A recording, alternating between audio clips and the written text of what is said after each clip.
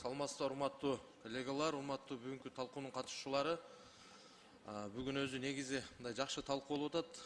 Тынчтык Ыбрайымович, мен бул мыйзамдын алкагында бир-эки тактоо иретинде.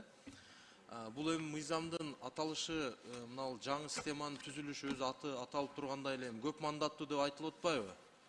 Анан эми азыр демилгечилерден Улан Бердибаевич, сиз жана бир кишинин bir адамга гана добуш бере алат деген сунуш берип атасыз.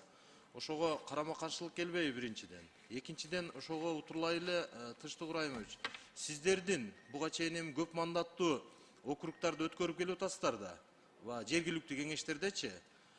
Ошого мисалы сиздердин мына азыркы системаңыздар, оборудованияңыздар толук кандуу, эгерде бир киши 3 кандидатты шайлай ала турган кылып туруп эсептегенге мүмкүнчүлүктөрүңүздөр барбы сиздердин?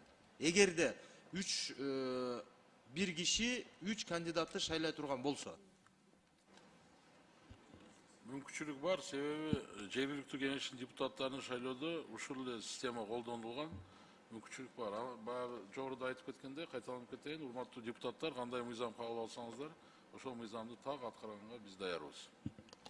Буйруса ошондо сиздер командаңыздар менен кандай чечим боло турган болсо, ошо ылайыкташтырылып мүмкүнчүлүк болот экен да, анда, Туура болот. Рахмат. Ошого утурлай эле.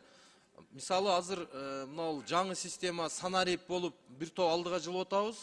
Анан эми мисалы жергиликтүү пропискага канча шайлоого чейин канча күн мурда туруш керек барып?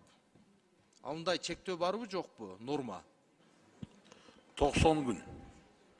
Шайлоого чейин 90 күн мурда барып туруш керек ошондо, Рахмат. Анан эми бул жерде Улан Бердибаевич, бир катар карап койсок, буга чейинки шайлоолордо көрдүк. Биринчи кезекте ушул мамлекеттик кызматкерлер, алардын ичинде эми мугалимдер, врачтар, ошол эле мисалы айыл өкмөт же болбосо айыл өкмөттүн кызматкерлерин эми ар кандай жолдор менен жанагы административдик ресурс колдонуу фактысы кээ бир жерлерде аныкталып, анан буга чейинки шайлоолордо бир топ чектөө киргизбедикпи?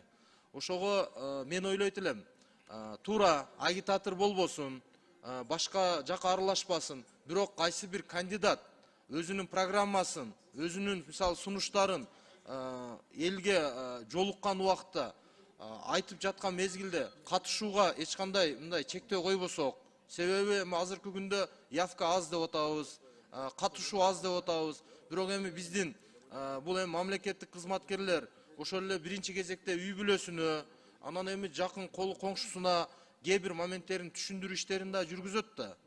Анан эми алар кээ бир моменттерде мисалы ушул райондукпу же болбосо областтыкпу жетекчилерден мисалы чочуу максатында даже шайлоого деле баргандан чочулуп атышат да, бир аз безилдеп атышат. Ошондуктан ошону да бир карап койсок деген сунуш. Рахмат чоң. Ошол нерсени Ачар Абилович жазуу түрүндө берсеңиздер жакшы болот эле. Себеби дегенде бул жерде баягы айтылып калып атат, бирок бүгүнкү күнү мына депутаттардан азыр мына Камил Абдарзаковна берди, ушул 8 депутаттан гана сунуш келди да. Ошону жазуу түрүндө берсеңиздер, себеби дегенде рабочий группа иштеп атат, ошонун баардыгын үстүнөн иштейбиз. Макул, анда экинчи окууга чейин жазуу түрүндө сунуш берейинби? Рахмат.